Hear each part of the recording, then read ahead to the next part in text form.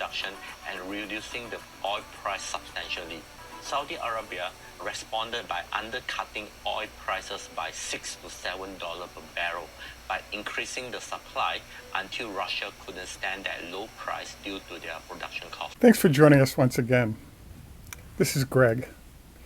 Today we have a focus on oil prices. Great question. Why is that? The answer is that we have a situation going where in the United States and everywhere else, 2% of the costs of every firm is the price of oil. So the question is, how does a change in oil prices impact certain companies? The title I've chose today is the battle between U.S. oil producers and Saudis results in a lower price for oil and also helps all the companies that are reliant. So we look forward to sort of diving into this. If this is your first time, please take time to like and subscribe. We'd also appreciate support on Patreon if you can assist in that regard. And we also want to thank you for joining us in general. This is Greg for Teslafaninsight. So for the last few weeks, definitely for the last 6 months, I've had a focus on learning more about the oil situation that's going on in Nigeria. Basically, they just had their first major refinery that's been in operation successfully in the last, let's say, 30 years. But they're one of the largest oil-producing countries in the world at about 1.2 million barrels a day. The thing is, they didn't have any refining capacity that was working, but they do have a bunch of refineries that weren't working. So I'm bringing this up today because there are small and large components to why Tesla is enjoying a lot of success right now. One of the small components is the decline in oil prices. So if you think about paint, if you think about the making of aluminum, if you think about tires, all these different things that Tesla sources, probably 90% of what they do has a sort of underlying floor related to the price of oil. So as a result, as those oil prices fall, we see certain impacts. So I wanted to sort of research or go through what's going on with oil right now, because I think there is a potential chaos point that will definitely benefit Tesla, as it has been, but also could create other drama. So I want to say the biggest story in oil right now for the industry is the fact that Saudi Arabia has a severe problem. They currently have a break-even point. So based on how much money they spend, domestic products, domestic spending, they need an oil price at about $112 a barrel. The problem is that the current price is about $70 a barrel. And we're looking at West Texas in this case, but obviously there are other types of oil that are more expensive. So as a result, the Saudis have been trying to figure out how to fix this problem. One technique they've used is to simply reduce by, I believe, 3 million barrels a day the amount of oil they produce. And the goal was to look at the allocated production that the rest of OPEC had, reduce their consumption, and then this should have allowed oil prices to rise based on lowering the amount of oil they're producing. What's actually happened is, as you've seen, the oil prices have been falling, and the only thing that is keeping it sort of at 70 rather than 65 heading for 60 is the uncertainty with how the battle between Israel, Iran, and all of those other countries are doing. Once that settles down, don't be surprised if oil drops below 60, maybe heading for 65. So what gives here, and what can we expect going forward? Well, the answer is that, there's a famous story that we often talk about, and that is the Indian proverb about the 6 blind men, each of whom were holding on to different parts of the elephant, but each of whom knew that their part of the elephant represented the exact view of the elephant that was appropriate. And so, a few examples. Number one, there's something called BRICS. And BRICS, BRICS, is basically Brazil, Russia, India, China, South Africa. But there are other countries that have joined, and they're doing a whole bunch of business with each other, be it ship grain from Brazil to China, or Chinese cars to Brazil or Mexico. There's a bunch of business that they're doing together. So one of the things that's going on within BRICS is that the Soviets or Russians are giving a 30% discount on oil to the members of that bloc. And that lower price, which puts the price around $53 a barrel, sort of indirectly influences what the global price is for oil, because there's a bunch of folks that are buying it more cheaply. So another element of this is what I want to call fear. So it turns out that in West Texas, approximately, it's somewhere around between $50 and $60 a barrel is the cost of bringing new production online. So the producers of West Texas, and frankly all throughout the United States, have a challenge.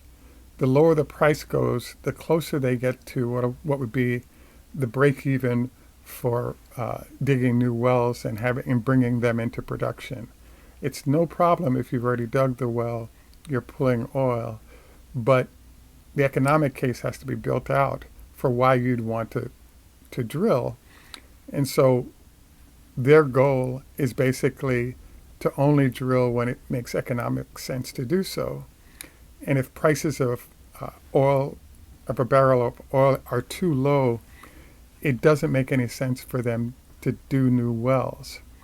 And so this is an influencer, because the goal of these entities then is to produce as much oil as possible, because while prices are at 70 versus 50, they make a huge amount more money than they would otherwise. So the largest contiguous block of influencers versus Saudi Arabia on the price of oil globally is actually what's going on with WTI, or West Texas Intermediate, being produced. So we're in a very interesting position right now, which is, how can the Saudis get the money they need, but the price of oil keeps falling? So this is where the chaos solution comes in. As you may recall, during COVID, the price of oil kept falling because everything was frozen, no flights, jet fuel wasn't being used. There's a large amount of oil products that weren't being purchased. So what the Saudis did was, hey, price of oil is down to $30 to $40 a barrel right now.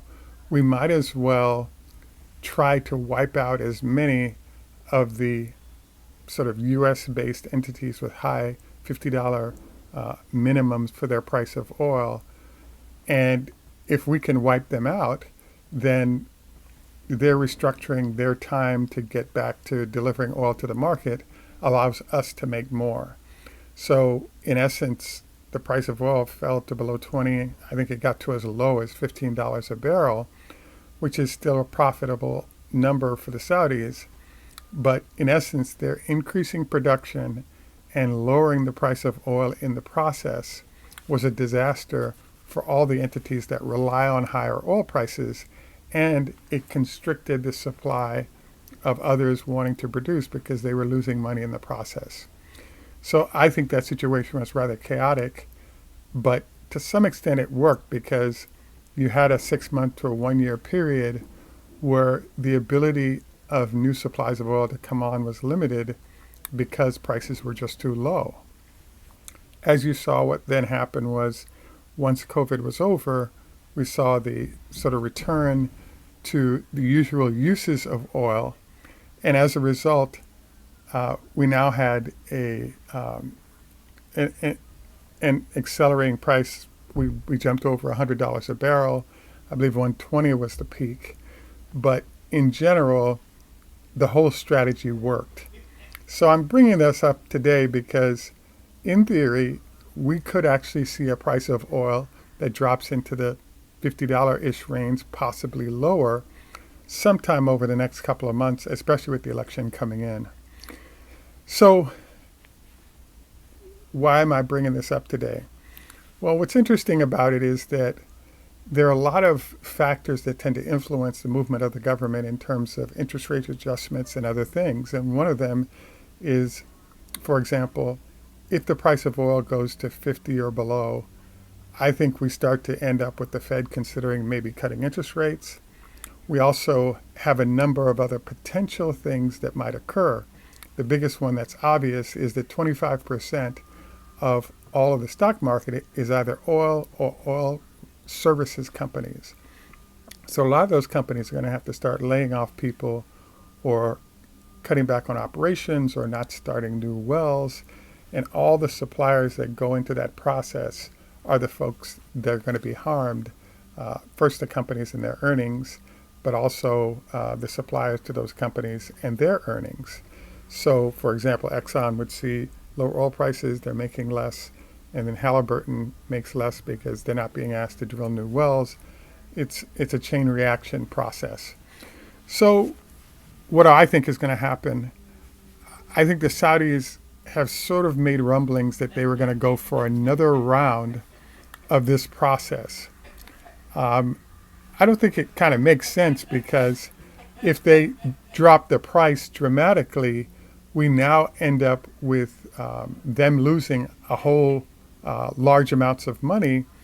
And as they lose money, we end up in a situation where instead of getting their 112 per barrel, they could get zero, obviously, if they cut to nothing, or they could get a lot lower if they chose to lower prices and hopefully keep others out of the market for a certain period as they recoup the losses they may have had. So I wanted to raise this today because as we look at Tesla and its recovering stock price, the whole cost of goods sold side of the house is one of the main reasons why they've enjoyed a lot of success recently. And so I wanted to highlight this because I just think it's a powerful driver for the market everywhere. And even when you look at consumers, for those consumers to have more money because the price of oil is lower means they have more money to spend at restaurants or other types of recreation, etc. So oil is a very powerful entity that's worth watching. I check oil prices pretty much every day early in the morning just to understand where we are because it is such an important component of what we do, what everyone does. So I want to thank you for reviewing this with us. I think lower oil prices heading into the $50 or $40 a share are further reasons why we'll see a higher Tesla stock price simply because they're earning more. We next move on to our health tips. Now, I wanted to note to you that we have our usual 25 leg lifts a day recommended, at least a 20-minute walk each day as a mental health plan along with some exercise. I also want to encourage you to consider going to bed at the same time every day as a way to have your body develop a circadian rhythm that's healthy. Next, we'd also like to encourage you to limit your fried foods to once a week as a way to reduce potential damage from those foods on your body. One of the biggest new emphasis of my eating has been to move to olive oil or avocado oil, non-seed oils. And you can read out about how and why this is impactful, but it's another item that I've incorporated that I think is actually working pretty well. And finally, Celtic salt, because of the magnesium that goes with it, is also a recommendation from a number of doctors. At any rate, once again, want to thank you for taking time to join us and look forward to your comments on all of this.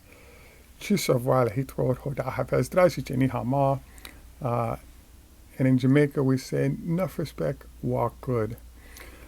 Now, our show is finally over. I'm going to do in two segments. I really enjoy learning about history, And one of the biggest things I've been learning about recently has been what's going on with the Vietnam War. I'm in Washington, D.C., and I've chosen to sort of open the show today relative to the Vietnam War because there are some interesting dynamics that have gone on. In particular, I'm going to post an image here of what the memorial looks like. All the names of the soldiers who died there are listed, but it's also one of the most amazing places to visit in DC because there are many family members who've brought personal items from family members who've passed and left them at the memorial, and they're being collected and stored by the government. And so it was a very unusual war in terms of its impact on the United States. I am somewhat of a war historian, and I was just amazed to learn that I've been studying LBJ a great deal. And LBJ kind of became a billionaire with the help from earnings from the war. There are a large number of government officials that bought defense stocks, and as the war raged, they actually ended up making a lot of money off the stocks of those companies. And so in the case of LBJ, among the things that he had going was in Texas, they actually had a bullet production company that actually sold bullets to both North and South Korea, but was also benefiting from selling into the Vietnam War as well. And so, there are different sides to how this all worked out. I'm not going to dive into that. I just thought it was amazing that a large number of people died, and the profits made from that were rather large by certain key officials. And I just thought that was unusual because, to have that many people die and it being considered a profiteering zone to some extent is, I just thought that was fascinating. Anyway, once again, I want to thank you for joining us. This is Greg for Teslafaninsight. Tschüss, au revoir. Have a great day and bye for now.